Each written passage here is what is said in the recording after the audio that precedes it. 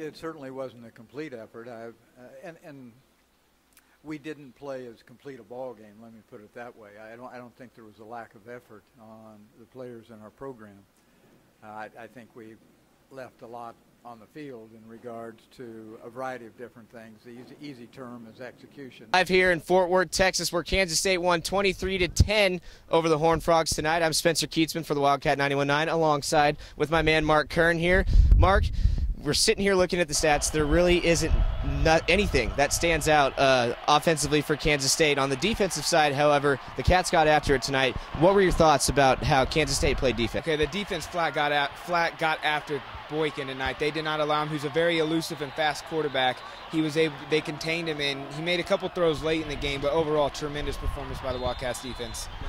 The one thing that stands out to me about this defense is just how physical they are right now. We're 10 games into the season. They're hitting as hard as they have all season long, and it shows out there on the football field. On the opposition, though, I think these past two games have been the two most physical games that Kansas State has faced. And this team seems to be a little banged up a little bit. There were some cramps and some injuries tonight. Looking forward, do you think that these games are starting to take a toll on this team? I think so. A lot of it, as you said, this was a very physical game. TCU's defense was equally as impressive as K-State's, and I think it was just one of those games that both teams, the offense, it wasn't a pretty, you had to grind it out, and both teams were hitting each other tonight. Now, I can't remember the last time that Kansas State allowed 3 sacks in one half. That happened here tonight. We just talked to B.J. Finney. He said they weren't executing as well as they should have, and I agree with that. But that defensive line, that front, especially the front seven for TCU, is just dominant right now. But Kansas State did a good job of being able to move the ball just enough, wouldn't you say?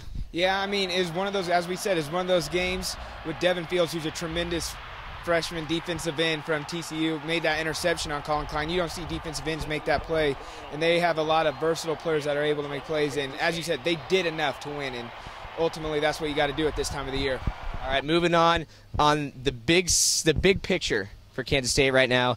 Kansas State will likely be #1 in the BCS as Alabama went down to Texas A&M today, 29-24. The Cats are going to be #1 for the first time since 1998.